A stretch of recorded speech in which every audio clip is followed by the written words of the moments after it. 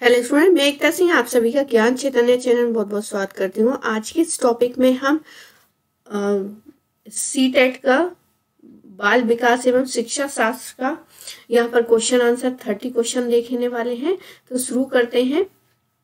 सबसे पहला ये जो पेपर हुआ था ये जनवरी में हुआ था, 8 जनवरी 2022 में। उसी का ये जो पेपर है उसी को हम यहाँ पर देखने वाले हैं। तो विकासात्मक परिवर्तन जो है सभी संस्कृतियों के बच्चों में स्वाभाविक गति होती है। मध्य बाल्यावस्था तक बहुत तेज गति से होते हैं और फिर रुक जाते हैं। हमेशा रेखीय तरीके से होता है। तो ये सारे के सारे गलत हैं। वंशानुगत कारण को और पर्यावरणीय प्रभाव की परस्पर क्रिया होती है। तो डी ऑप्शन यहाँ पर बिल्कुल सही हो जाएगा। तो डी ऑप्शन क्या है हमारा सही है। आगे देखते हैं। तो विकासात्मक परिवर्तन जो है सिर्फ और सिर्फ ना आनुवांशिक होगी और ना सिर्फ और सिर्फ पर्यावरण से रिलेटेड होगी, बल्कि इनका दोनों एक दूसरे के साथ क्या है परस्पर क्रिया द्वारा ही डेवलप होता है। आगे देखते हैं। स्थूल गत्यात्मक चालन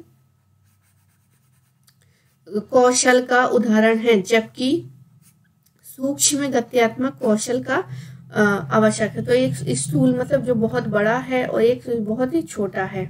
तो यहाँ पर भागना हो जाएगा, स्थूल भागना, स्थूल गत्यात्मक चालन हो जाएगा। सूक्ष्म तो चित्र बनाना हो जाएगा, चित्र बनाना।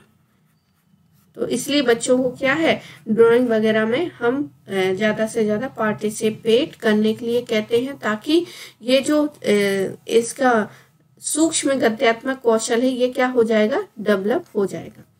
आगे देखते हैं, अगला क्वेश्चन की तरफ जाते हैं।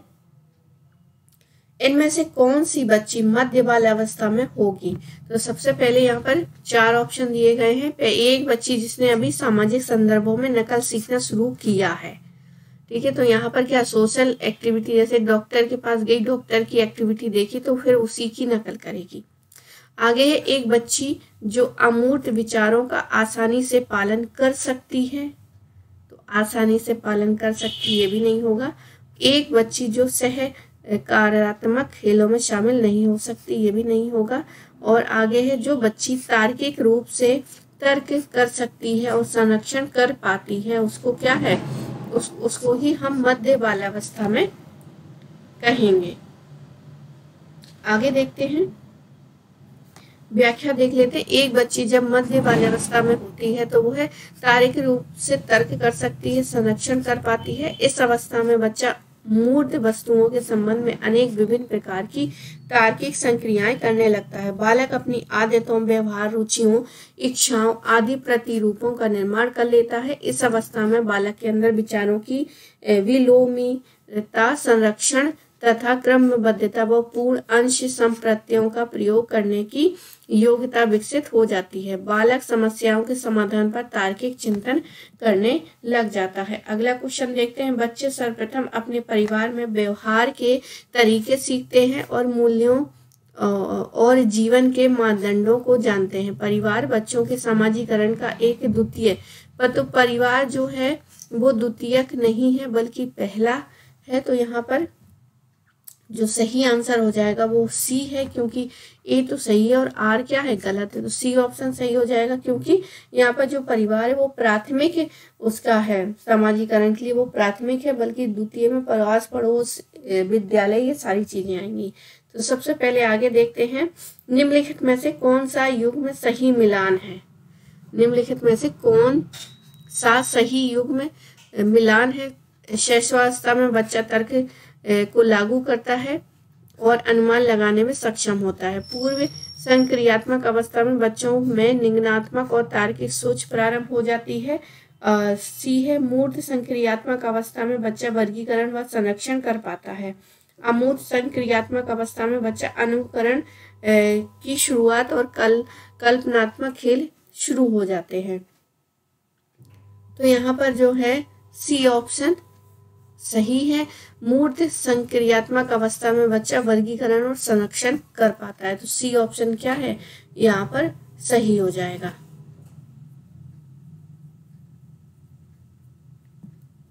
आगे देखते हैं, पियाजे के संज्ञानात्मक विकास में सिद्धांत के अनुसार स्वयं या पर्यावरण के बीच संतुलन की खोज की प्रक्रिया क्या है?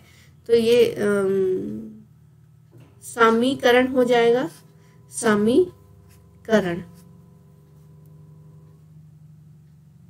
अगला क्वेश्चन देखते हैं, निम्नलिखित में से कौन सा कथन लेव वाइगोत्स्की के बच्चों के बारे में सही प्रकार से दर्शाते हैं? सबसे पहला, वाइगोत्स्की ने सुझाव दिया कि बच्चे में बहुत सी भाषाएं, बहुत सी क्षमताएं होती हैं जिनमें वे कार्य शामिल हैं जिन्हें बच्चे सहायता के साथ कर सकते हैं। वाइगोत्स्की बच्चों को एक कोरा कागज के रूप में देखते हैं।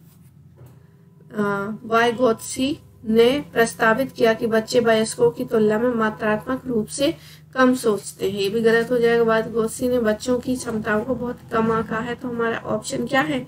ए जो है वो सही हो जाएगा।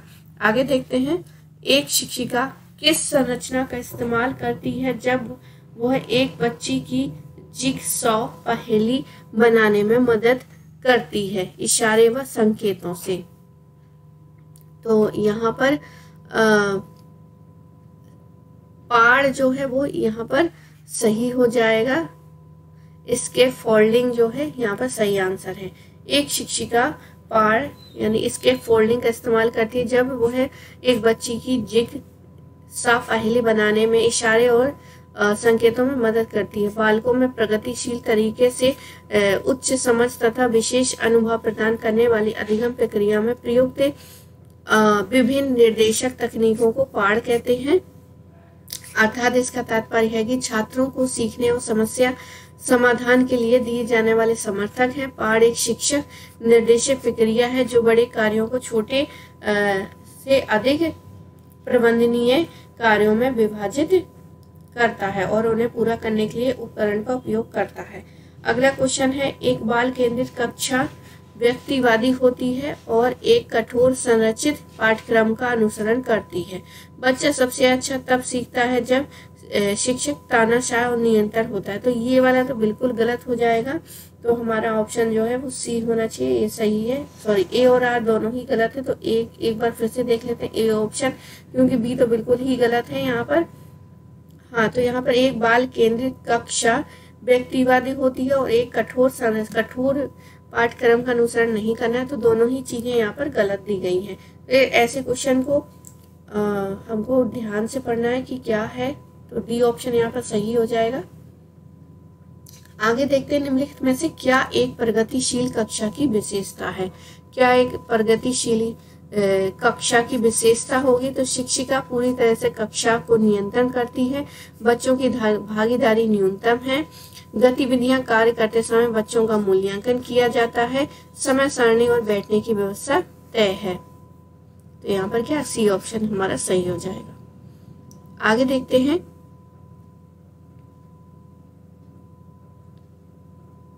अमृत तर्क देता है कि हम कानूनों को बदल सकते हैं यदि वे समाज की जरूरतों को पूरा नहीं करते हैं, लेकिन यह आपसी सहमति और लोकतांत्रिक प्रक्रिया के माध्यम से किया जाना चाहिए। लॉरेंस बस के अनुसार अमृत नैतिक तर्क की किस अवस्था में है? तो हमने वहां पर नैतिक तर्क की अवस्था हमको बताना, अच्छा लड़का अच्छा लड़की वाला तो यहाँ पर कोई गुण नहीं है। सार्वभौमिक कोई यूनिवर्सल यहाँ पर नियम नहीं है। सामाजिक अनुबंध, हाँ बिल्कुल सामाजिक अनुबंध जो है, सोशल कॉन्ट्रैक्ट जो है, ओरिएंटेशन जो है वो यहाँ पर सही हो जाएगा। तो अमृत तर्क देता है कि हम कानूनों को बदल सकते हैं यदि वे समाज की जरूरतों को पूरा नहीं कर सकते, लेकिन यही जो नियम बदलने हैं वो आपसी सहमति और लोकतांत्रिक प्रक्रिया के माध्यम से किया जाना चाहिए। तो ये क्या है? सामाजिक अनुबंध अभिविन्यास अवस्था में है। आगे देखते हैं, हार्वर्ड गार्डन के सिद्धांत में बुद्धि के व्यक्तियों की अपनी पहचान मानव अस्तित्व और जीवन के अर्थ के बारे में संवेदनशील है। तो यहाँ पर क्या है? अपनी पहचान के लिए इंट्रा वर्ड हो जाएगा। अपनी पहचान, मानव अस्तित्व और जीवन के अर्थ। तो ये क्या है? इंट्रा पर्सनल, अंतः व्यक्तित्व। आगे देखते हैं, अगर यहीं पर वकील से रिलेटेड हो जाए या कवि से रिलेटेड हो जाए या लेखक, तो ये भाषाईवादी हो जाएगी। ये हो जाएगा किसान या फिर जो भी हमारे एग्रीकल्चर से रिलेटेड है तो ये प्रकृतिवादी हो सकते हैं। और यहाँ पर जो है वो नेता, ये सारी चीजें आते हैं। तो हमारा आंसर क्या है, डी ऑप्शन यहाँ पर सही हो जाएगा। आगे देखते हैं, गिफ्ट के तौर पर कार मिलने पर 5 साल की लड़की बोली, ये मेरे लिए नहीं है, लड़कियों को कार। तो ये क्या है, रूढ़िवादिता को दर्शाता है। कई बार, हर बार ये जो है जितने भी सेट करवाए उसमें ये वाला क्वेश्चन हमेशा आया है। आगे देखते हैं, कक्षा में संस्कृति व भाषाई विभिन्नताओं को ध्यान में रखते हुए कौन सी नीति प्रभावी होगी। तो मानकीकृत कठोर नहीं होगा, प्रत्यक्ष निर्देश तरीकों ये भी नहीं होगा, कक्षा में प्रतिस्पर्धा की भावना ये भी नहीं, विभिन्नताओं को अभाव के रूप में ना देखना है। तो डी ऑप्शन क्या हो जाएगा, यहाँ पर सही हो जाएगा। आगे देखते हैं, राष्ट्रीय शिक्षा नीति 2020 प्रस्तावित करती है कि मूल्यांकन शैक्षणिक वर्ष में एक बार ये नहीं होगा, एक निश्चित अवधि में बच्चे की प्रगति का पता लगाने के लिए महत्वपूर्ण, हाँ, एक निश्चित अवधि के बाद ही जो है प्रगति लगाने, बच्चे की प्रगति का पता लगाने के लिए महत्वपूर्ण है। तो बी ऑप्शन बिल्कुल सही है। सभी शैक्षणिक गतिविधियों का केंद्र होना चाहिए, योग्यता के क्रम में बच्चों को रैंक देने महत्वपूर्ण। तो बी ऑप्शन क्या है, यहाँ पर सही हो जाएगा। आगे देखते हैं, समावेशी शिक्षा के लिए क्या आवश्यक है। तो समावेशी शिक्षा के लिए क्या आवश्यक है, तो यहाँ पर व्यक्तिगत मतभेदों का ध्यान और सम्मान। तो यही क्या है, समावेशी शिक्षा। तो बी ऑप्शन यहाँ पर सही है। समावेशी शिक्षा जो है व्यक्ति मतभेदों का ध्यान और सम्मान करने के लिए आवश्यक है। समावेशी शिक्षा में सामान्य बालक बालिकाएं और मानसिक तथा शारीरिक रूप से बाधित बालक एवं बालिकाएं सभी एक साथ बैठकर एक ही विद्यालय में शिक्षा ग्रहण करते हैं। इसमें सभी नागरिकों के लिए समानता के अधिकार की बात की जाती है, जिसके अंतर्गत विशिष्ट बालक भी सामान्य बालकों की तरह ही महत्वपूर्ण समझते हैं। इनमें से शिक्षा का ऐसा प्रारूप तैयार किया गया है जिसमें बालकों को समान शिक्षा का अवसर प्राप्त हो और वह समाज में सामान्य लोगों की तरह अपना जीवन यापन कर सके। आगे है, निम्नलिखित में से कौन सा व्यवहार पाठन वैफल्य की पहचान है। तो यहाँ पर डिसलेक्सिया पूछा है, डिसलेक्सिया, आइडेंटिफायर ऑफ डिसलेक्सिया। तो वो लिखने और पढ़ने में क्या है, उल्टा पुल्टा लिख रहा है। तो ए ऑप्शन यहाँ पर सही हो जाएगा। आगे देखते हैं अगला क्वेश्चन, वो विद्यार्थी जिन्हें स्वलीनता यानी ऑटिज्म है उनकी पहचान उनके सामने वाली किस क्षेत्र की चुनौती से किया जा सकता है। तो यहाँ पर जो है बी ऑप्शन जो है बिल्कुल सही होना चाहिए। ए ऑप्शन जो है वो यहाँ पर सही है, अभिव्यंजन और ग्रहणशीलता संचार में चुनौती। ए ऑप्शन यहाँ पर सही है। आगे देखते हैं, यहाँ पर व्याख्या देख लेते हैं। ये विद्यार्थी जिन्हें स्वलीनता है उनकी पहचान करके सामने वाली अभिव्यंजक और ग्रहणशीलता संचार में चुनौती के रूप के द्वारा की जा सकती है। स्वलीनता बालक के सामाजिक व्यवहार और संपर्क को प्रभावित करने वाला विकार है। इससे प्रभावित व्यक्ति सीमित और दोहराव युक्त व्यवहार करता है, जैसे एक ही क्रम को बार बार दोहराना। इससे ग्रस्त विद्यार्थियों को दूसरों के साथ संबंध होना कठिन हो जाता है, इसलिए उन्हें अभिव्यंजक और ग्रहणशीलता संचार में चुनौती का सामना करना पड़ता है। आगे देखते हैं, वो विद्यार्थी जिन्हें दिव्यांगता है उनके सफल समावेशन के लिए क्या आवश्यक है। तो सुलभ अवसंरचना और इमारतें। आगे देखते हैं, व्याख्या देख लेते हैं। यह महसूस किया जाता है कि दिव्यांग विद्यार्थियों को अपनी गतिशीलता और स्वतंत्र कामकाज कार्य के लिए विद्यालयी पर्यावरण में विशेष व्यवस्था की आवश्यकता होती है। वो विद्यार्थी जिन्हें दिव्यांगता है उनके सफल समावेशन के लिए सुलभ अवसंरचना इमारतें आवश्यक है। विकलांग व्यक्ति अधिनियम 1995 की शर्तों के अनुसार संस्थानों, विद्यालयों तथा अन्य कॉलेजों को विशेष सुविधाएं जैसे रैंप, रोलिंग और विशेष सुलभ शौचालय बनाना चाहिए और विकलांग, दिव्यांग विद्यार्थियों की विशेष आवश्यकताओं के अनुरूप अन्य आवश्यक परिवर्तन करना चाहिए। अगला क्वेश्चन देखते हैं, निम्नलिखित में से कौन सा अभ्यास जो है विविध अधिगम प्राथमिकता वाले विद्यार्थियों को शामिल करने में सहायक होगा। तो यहाँ पर जो है आसपास के खतरों और विकर्णों को कम करना। तो आसपास के खतरों और विकर्णों को कम करने का अभ्यास विविध अधिगम प्राथमिक वाले विद्यार्थियों को शामिल करने में सहायक है।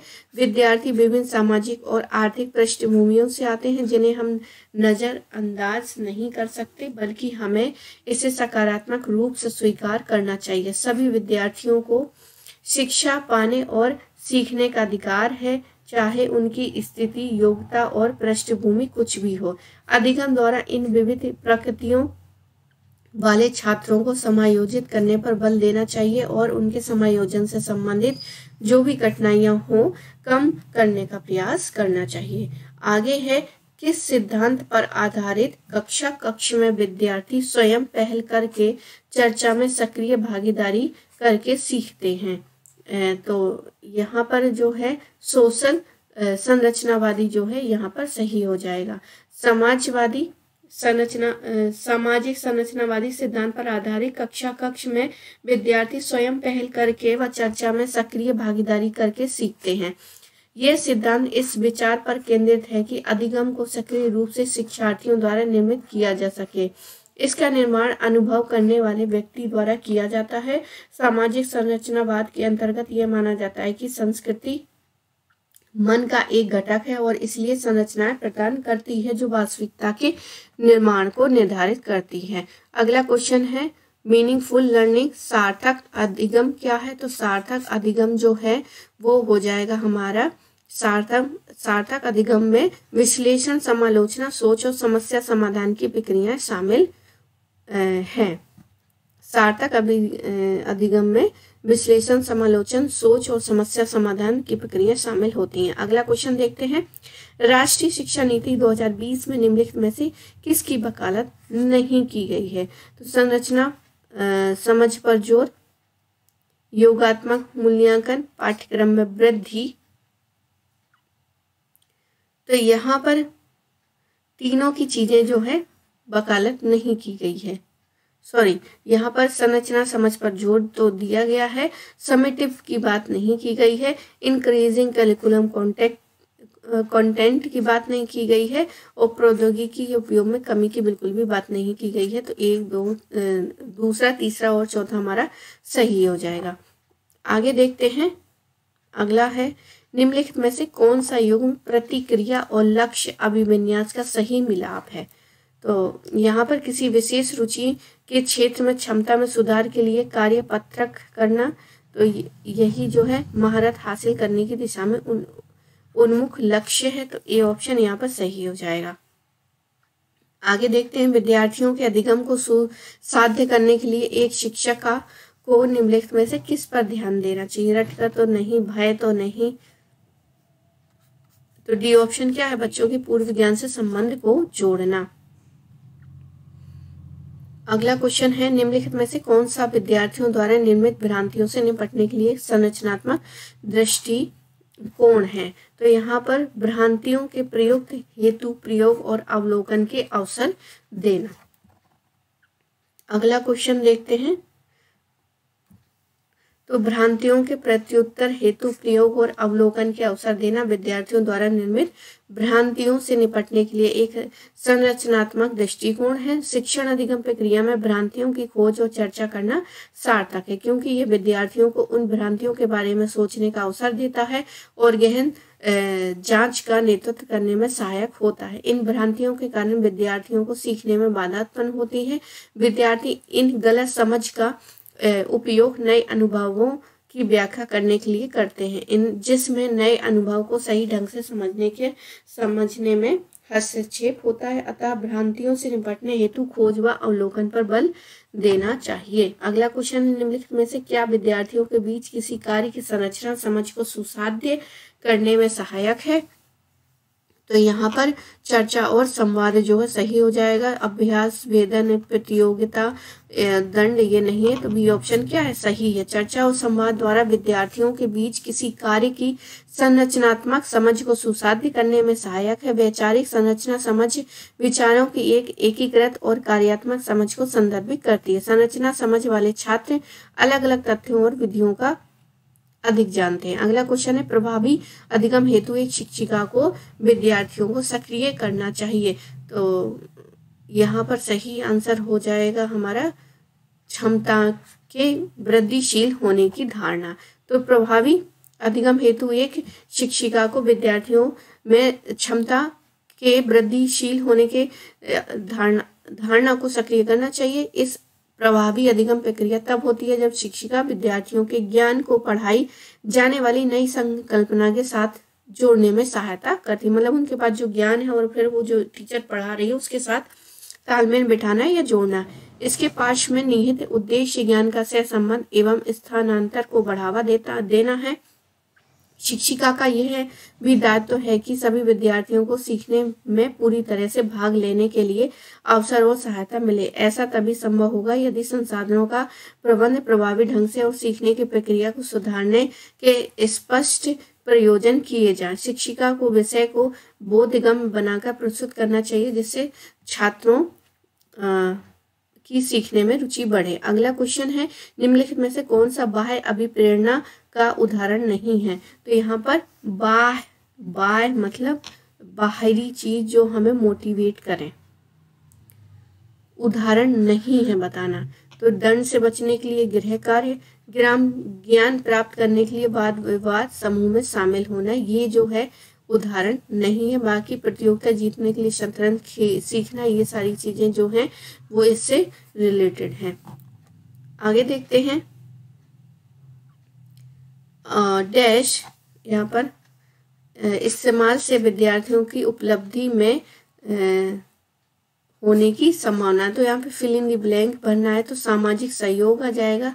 सामाजिक सहयोग, तो सी ऑप्शन क्या है यहाँ पर सही है, सामाजिक सहयोग और वृद्धि जो है वो यहाँ पर सही है।